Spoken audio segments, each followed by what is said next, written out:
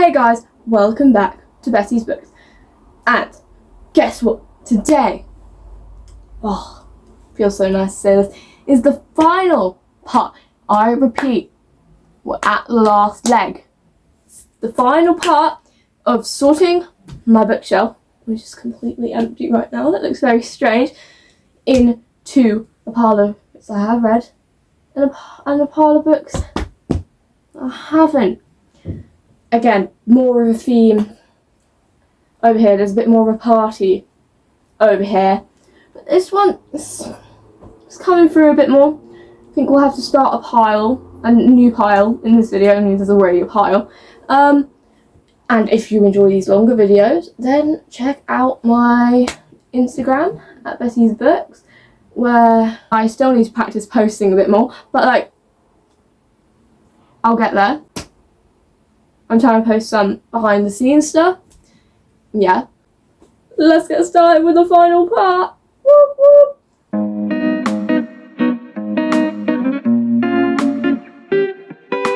Righty-ho. First book. This is Queenie by Candace Carty-Williams. This was longlisted for the Women's Prize for Fiction in 2020. And it's a Sunday Times bestseller. I almost knocked that part over. I have not read it, but I'm going to read you the blurb. Meet Queenie, journalist, catastrophist, expressive, aggressive, loved, lonely, enough. A darkly comic and bitingly subversive take on life, love, race and family. Queenie will have you nodding in recognition, crying in solidarity and rooting for this unforgettable character every step of the way. Haven't read it. Sounds good though. You struggling to see the pile behind here. So I don't know what I might do. But let's just see how this goes. Yeah. Yeah, in the nicest way I can control things around here. Next book is The Accident by Diane Ho. I think I said that right. Again, disclaimer, I might not say the author's name right. I don't want to offend anyone. This is another one of the Point horror books. I keep wanting to say series, but it's not series. They don't intertwine with each other by any stretch of the imagination. They're completely different, but they're part of the same collection. That's the right word. Collection. This one was really good. Let's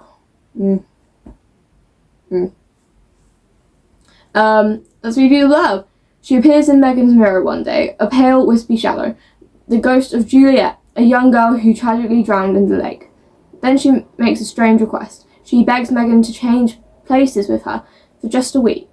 Megan is both terrified and fascinated by this strange apparition, and reluctantly agrees. But who is Juliet?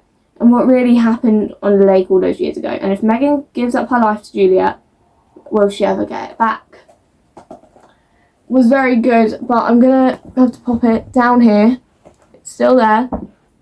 Hello. But I've got to start a new pile. Next book. This is Feather Boy by Nikki Singer. And on the Blue Peter Book of the Year. Wowzers. That's pretty good. Haven't read it. I'm going to read you the blurb.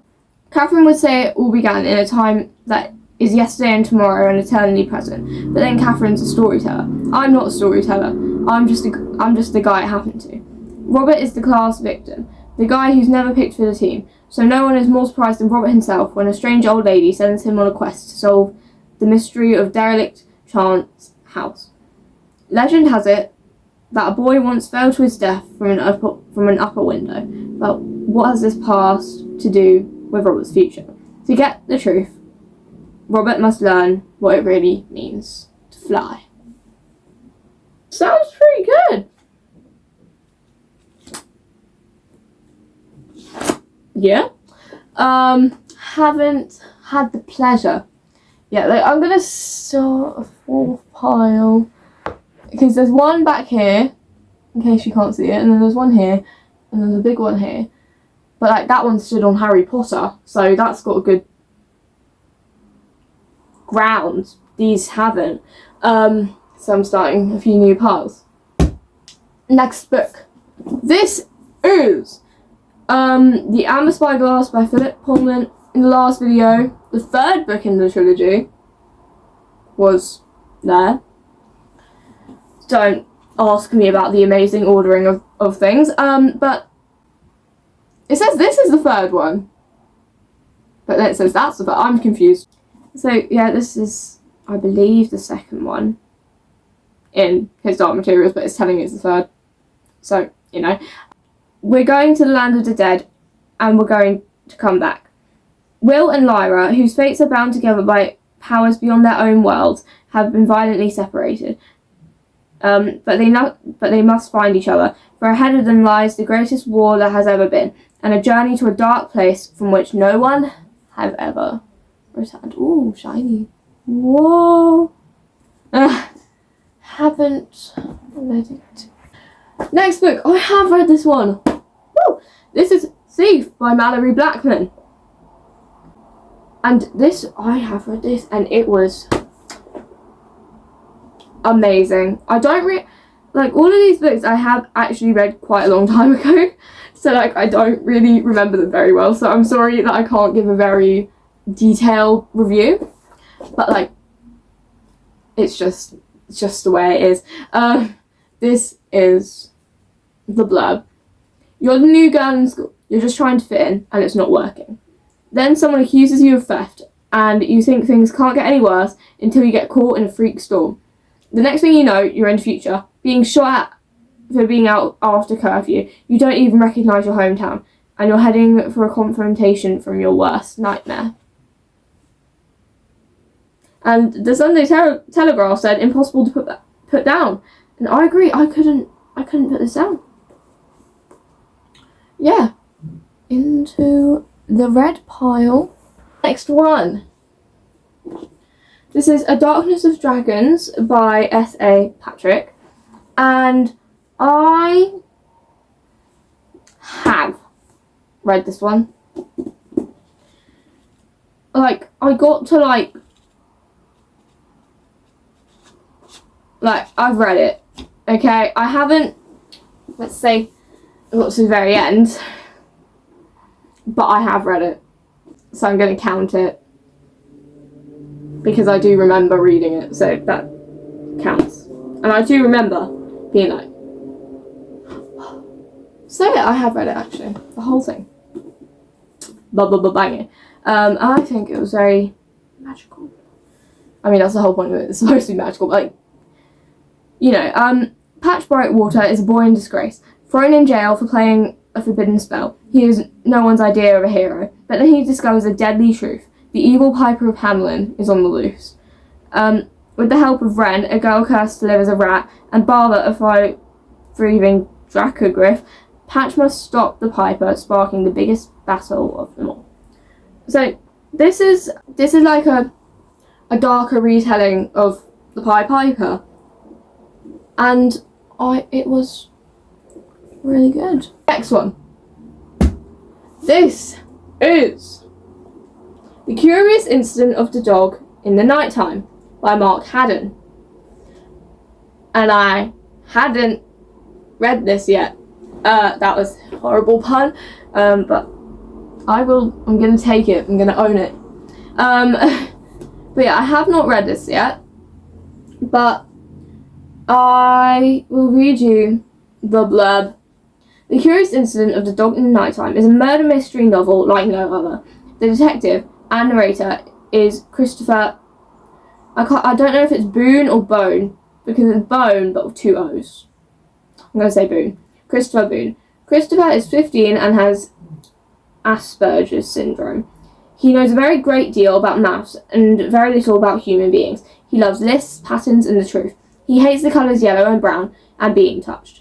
He has never gone further than the end of the road on his own, but when he finds a neighbour's dog murdered, he sets out on a terrifying journey, which will turn his whole world upside down. Yeah. sounds really good, but I'm yet to read it. So, oh yeah, you're starting to see that. Actually, that's really that's a horrible thing. You shouldn't be able to see that. But never mind. This is the next book. In case you didn't know, this is Ocean Vuong's On Earth We're Briefly Gorgeous. I have heard brilliant things about this book. I have not had the chance to make my own, what's it called? Form my own opinion on it, because I haven't read it yet. You know, but I'll redo the blurb right now. This is a letter from a son to a mother who cannot read. Written when the speaker, Little Dog, is in his late 20s. The letter unearths a family history that began before he was born. It tells of Vietnam, of the lasting impact of war, and of his family's struggle to forge a new future. And it serves as a doorway into parts of Little Dog's life his mother has never known. Episodes of bewilderment, fear, and passion, all the while moving closer to an unforgettable revelation. Our next book on the game show today. Oh wow, it's the first His Dark Materials book. This is Northern Lights by Philip Pullman. I will be honest with you guys. I DNF'd this book. Like, I was really enjoying it, but like, I wasn't gripped. I don't know if I was like in the right headspace for it at the time, so I might have to give this one another bash, give it another go. But like, I did get pretty far into it, but like, then I didn't finish it. So I'm counting it as not read, so I'll have to give it another bash eventually. I'll redo the blurb now. When Lyra's friend Roger disappears, she and her I can never say this.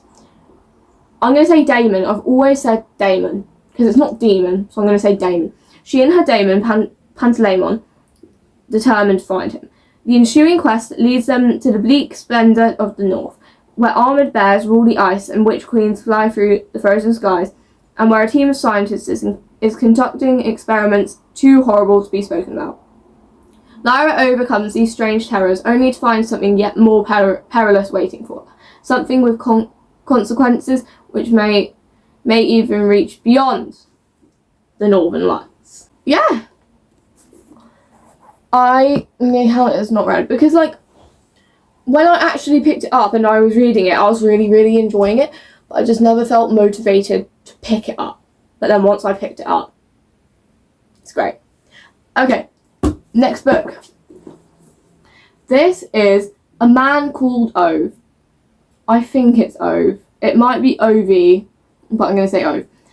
Apparently this book's supposed to make you cry, and I don't think I'm prepared for that yet, so I'm not going to read this yet. I'm holding off for when I'm prepared. But I'll read you the blurb. Ove is almost certainly the grumpiest man you will ever meet. He thinks himself surrounded by idiots, joggers, neighbours who can't reserve a trailer properly, and shop assistants who talk in code. But isn't it rare these days to find such old-fashioned clarity of belief and deed, such unswerving conviction about what the world should be, and a lifelong dedication to making it just so? In the end, you will see, there is something about Ove that is quite irresistible. And it's supposed to be a film starring Tom Hanks. So, that's pretty cool. Oh, that's pretty cool. Next book I have actually read. This is Claire Keegan's Small Things Like These. This is a small thing. This is a really small thing, but I loved it. I loved it so much. Is there a blurb? There is a blurb. I'll read you the blurb.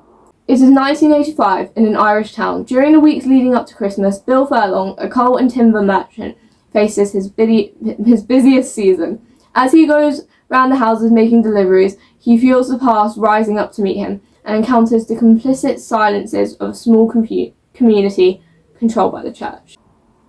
And yeah, I really, really enjoyed it, and it won the Booker Prize. No, it was shortlisted.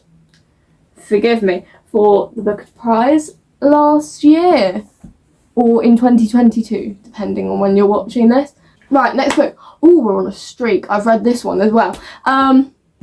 This is The School for Good and Evil by Suman Chinani. Again, sorry if I said that wrong. But oh my god. It was so good, but it was so different to the film. I watched the film first, but it was so different. But like, it was still managed to be amazing and everything I wanted from this book. This is my most recent read, in case you couldn't tell, because it's still fresh in there. Yeah, like, honestly, it built the world so like nicely. Like, the author didn't overdo it, but didn't underdo it either. It was perfect. I will read you the blurb. The film is on Netflix, by the way, if you want to check it out. Every 4 years, 2 children are stolen away from Gavaldon, never to return. Most children fear being taken to the School for Good and Evil, but not Sophie. She has dreamt all her life of being a princess and believes the school could be her chance. Her best friend Agatha has other ideas. When the 2 girls are taken, things don't quite go to Sophie's plan, because sometimes the princess and the witch don't look like they do in fairy tales. Ooh! I've read it. Would highly recommend. I feel like it is fantasy, but like, I feel like it's like the right amount of fantasy, so I feel like someone who doesn't particularly like fantasy might enjoy it as well. Right, the next one is, oh man, I used to love this collection, the Murder Most Unladylike collection, and this is one of them. And this is Once Upon a Crime. It's got sprayed edges, nice and blue, all blue. And the Murder Most Unladylike series is by Robin Stevens. I loved these. And I'll read you the blurb. Daisy and Hazel face an artfully sinister villain in the case of the